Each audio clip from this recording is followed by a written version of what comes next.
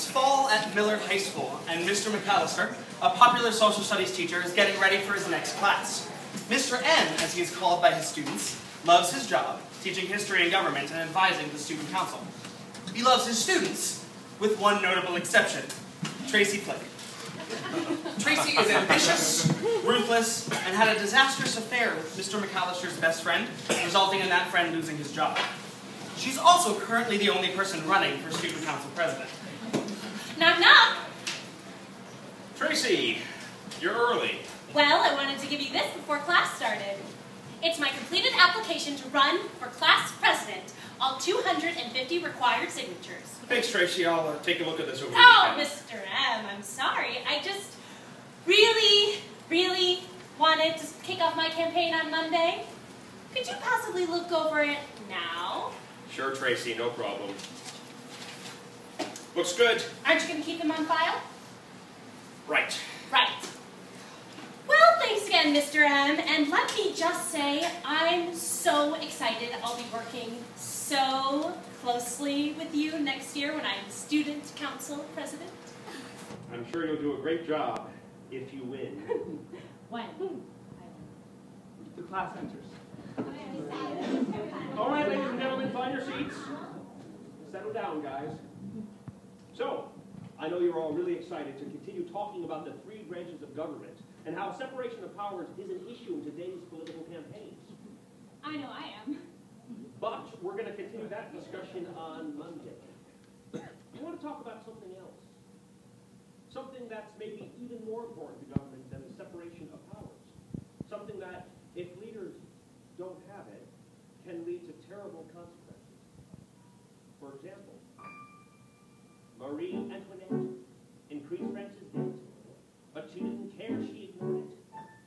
She built a big house for her and her spouse, though France simply could not afford it. She must have been bold, for when she was told her people were flat out of bread, she said, "Let them eat cake." It was a mistake, because then they chopped off her head.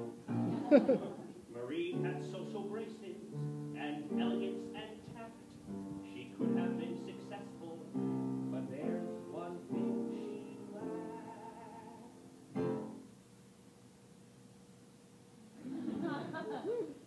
She didn't have morals.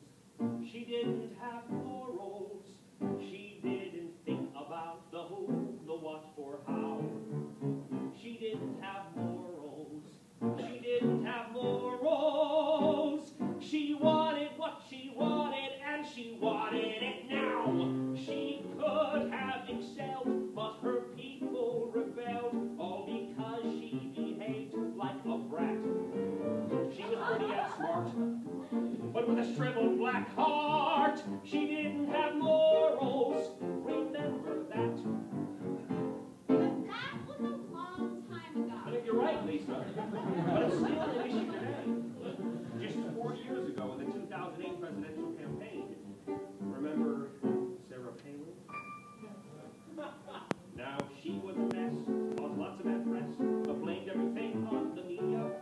She made a mistake, used a word that was fake, now repudiates in Wikipedia.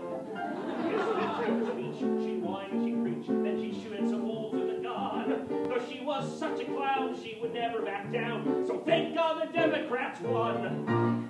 Now, Payne has charisma, her smile's $1,000,000.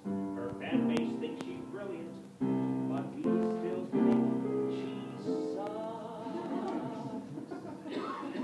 Because she doesn't have morals. She doesn't have morals, and so her actions aren't consistent with her views. She doesn't have morals. She doesn't have morals, and maybe that's the reason why she's great on Fox News. She could have been great and avoided our hate, but she kept being selfish and cruel. She had fame for a day, but it's just not okay. She doesn't have morals. It's just not cool. Does anyone have any thoughts? Anyone? Paul. I mean, I guess I get what you're saying, but what does this have to do with us? Well, you know Every single one of you has a civic duty to vote. You have the power to choose our leaders. For example, let's say there's a political campaign, I don't know, for president. Here's who's running. Now, this girl seems like the candidate of your dreams. She's intelligent, strong, and admired. But she had this mentor, let's call him Bob, with a wife and a kid and a job. And then she seduced him, and then he got divorced. And then he got fired. No matter what the stakes, she takes and she takes. She orders and you must obey. Though her actions are wrong, she keeps marching along, 'cause nothing will stand in her way. Is this someone you'd vote for? What do you think, Tracy? Of course not.